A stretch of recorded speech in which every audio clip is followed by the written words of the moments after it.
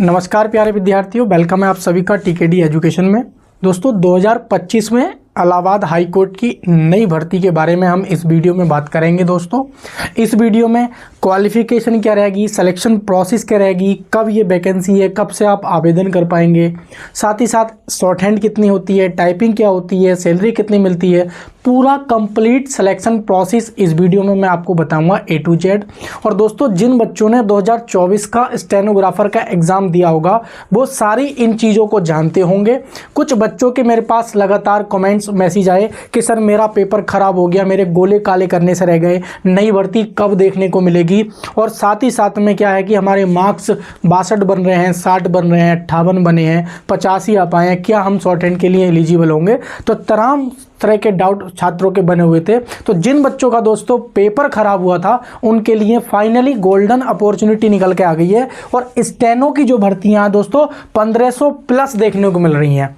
उम्मीद जो है डेटा कोर्टों से मांगा जा चुका है इलाहाबाद हाई कोर्ट ने, और जो उम्मीद जताई जा रही है कि जो नंबर ऑफ टोटल पोस्ट हैं वो 3000 2000 से लेकर प्लस यानी कि 3000 जताई जा रही हैं। लेकिन मैं मानता हूं कि 1500 पोस्ट पर भी यदि वैकेंसी आपकी आ जाती हैं तो जो बच्चा पढ़ने वाला है और जो लगता है कि आज की डेट में 55 से प्लस या 60 नंबर भी ला पा रहा है, तो अगर यदि वो नेक्स्ट 2-3 महीने तैयारी कर लेगा तो वो अपना अच्छा स्कोर भी कर लेगा और इन पोस्टों में क्या है अपनी एक सीट क्या है कब्जा कर लेगा। तो दोस्तों ये जो पोस्ट है आपकी स्टेनोग्राफर की है और इलाहाबाद हाई कोर्ट की यानी कि न्यायालय की ये पोस्ट है और स्टेनोग्राफर की पोस्ट है। 2025 में जो नई भर्ती आपको देखने को मिलेगी। इससे पहले मैंने आरओ इलाहाबाद हाई कोर्ट के बारे में बताया था। इससे अगली जो वीडियो होगी दोस्तों मेरी Allahabad high court group D और ड्राइवर और ग्रुप सी की इन 3 वैकेंसियों के बारे में नेक्स्ट वीडियो में बताऊंगा। दोस्तों यदि आप लोग हमारे इस चैनल का हिस्सा नहीं बने हैं तो वीडियो को लाइक शेयर और सब्सक्राइब करके इस परिवार का हिस्सा बन सकते हैं और जो नेक्स्ट वीडियो में अपलोड करूंगा आप तक नोटिफिकेशन पहुंच जाए। दोस्तों तो स्टार्ट कर लेते हैं। एज क्या रहने वाली है दोस्तों, अगर एज की बात करें तो 18 से 40 इसमें एज मांगी जाती है और जो एज रिलैक्सेशन होता है ओबीसी SC ST वालों को 5 साल और ओबीसी वालों को 3 साल, तो ये एज रिलैक्सेशन रहता है। अभी मैं नोटिस भी दिखाऊंगा ऑफिशियल। और योग्यता की बात करें तो स्टेनोग्राफर के लिए केवल और केवल आपके पास क्या है ग्रेजुएशन पास होना चाहिए। 12th वाले इसमें एलिजिबल नहीं होते हैं। ग्रुप सी के लिए 12th वाले एलिजिबल होते हैं जो जूनियर क्लर्क की पोस्ट होती है, लेकिन स्टेनोग्राफर के लिए आपके पास ग्रेजुएशन होने चाहिए। इसका अप्लाई डेट कब से आप आवेदन कर पाएंगे, सिलेबस क्या है इसका और सिलेक्शन प्रोसेस क्या है, ये कंप्लीट हम दोस्तों आगे जानेंगे। वीडियो को अभी तक यदि आप लोगों ने लाइक शेयर एंड सब्सक्राइब नहीं किया है तो वो जल्दी से कर देंगे। अब हम बात कर लेते हैं स्टेनोग्राफर का सिलेबस, योग्यता क्या रहने वाली है, एलिजिबिलिटी क्राइटेरिया क्या रहने वाला है। सबसे पहला पॉइंट जो है दोस्तों ये ध्यान रखेंगे आप लोग, सबसे पहला पॉइंट जो रहने वाला है आपने बैचलर डिग्री की पास की होनी चाहिए विद बैचलर डिग्री यानी कि वही ग्रेजुएशन पास किया होना चाहिए विद किसके साथ में, या तो आपके पास डिप्लोमा होना चाहिए या फिर स्टेनोग्राफर ग्रेड 3 का सर्टिफिकेट होना चाहिए। और 2025 की वैकेंसी के लिए ये जो कंप्यूटर शॉर्ट हैंड का डिप्लोमा मांगा जाता है, यदि आप लोग ने किया है तो अच्छी बात है और इसके बारे में जानकारी नहीं है तो नीचे डिस्क्रिप्शन में जो हेल्पलाइन नंबर दिया है उस नंबर पर कॉल या व्हाट्सअप मैसेज करके आप क्या है इस डिप्लोमा के बारे में पूछ सकते हैं, कहाँ से बनेगा, कैसे बनेगा, यदि आप लोग इसके बारे में नहीं जानते हैं। तो इसकी डिप्लोमा की कोई टेंशन लेने की आपको कोई जरूरत नहीं है। आपके पास यदि ग्रेजुएशन है तो आप इसको फॉर्म फिल कर सकते हैं, डिप्लोमा इजीली बन जाता है, वो मैं आपको बता दूंगा। नंबर पॉइंट ध्यान रखेंगे, आप यदि स्टेनो हिंदी की करते हैं, स्टेनोग्राफर हिंदी के हैं तो आपकी क्या है 80 वर्ड पर मिनट की स्पीड होनी चाहिए। साथ ही साथ में आपकी क्या है 30 वर्ड पर मिनट की आपकी टाइपिंग होनी चाहिए।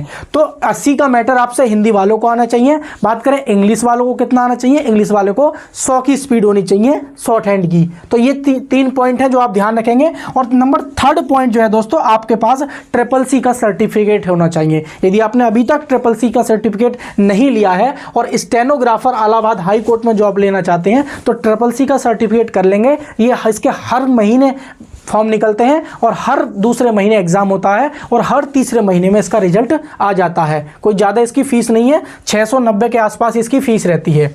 अब बात कर लेते हैं इसमें रिटन एग्जाम का जो सिलेबस सिलेक्शन प्रोसेस है वो क्या रहता है। सबसे पहले ध्यान रखेंगे इसके 2 एग्जाम होते हैं। पार्ट ए में आपका क्या होता है दोस्तों, रिटन टेस्ट होता है।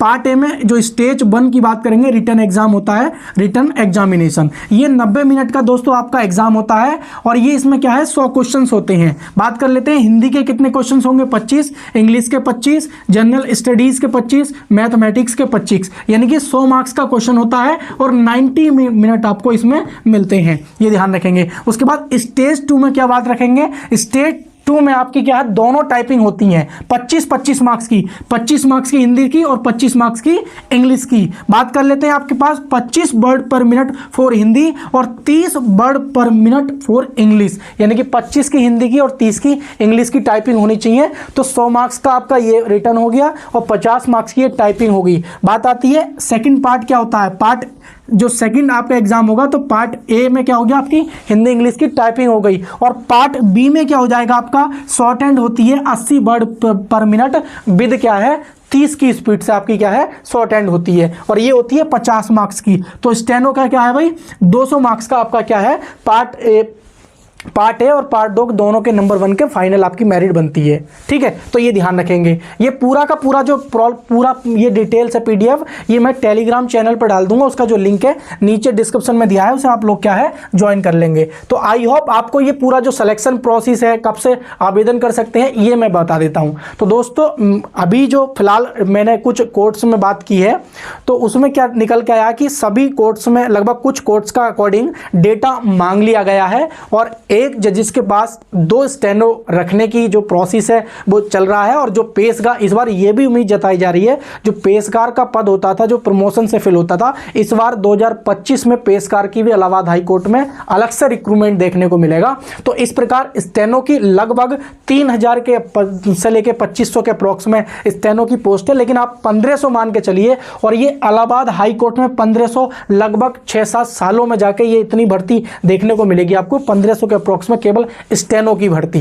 तो 1500 से 100-200 ज़्यादा भी आ सकती हैं, और लेकिन कम आने की उम्मीद नहीं है। बहुत बम्पर इस बार स्टेनो की भर्ती आएगी। आप लोग अभी से अपनी तैयारी स्टार्ट कर देंगे दोस्तों। फिर भी यदि आपका कोई कैरी रह कोई क्वेश्चन रह गया है या डाउट है तो मुझे कमेंट कर सकते हैं, उसका जेन्युइन लगा तो मैं रिप्लाई जरूर दूंगा। और जानकारी से संतुष्ट हुए दोस्तों तो लाइक शेयर सब्सक्राइब करके, और टेलीग्राम चैनल का जो लिंक है वो नीचे दे रखा है। और आप कोई भी मुझसे क्वेश्चन पूछना चाहते हैं तो इंस्टाग्राम आईडी दे रखी है, इसको भी आप क्या है ज्वाइन कर सकते हैं। तो थैंक यू फॉर वॉचिंग दोस्तों, मिलेंगे नेक्स्ट वीडियो में।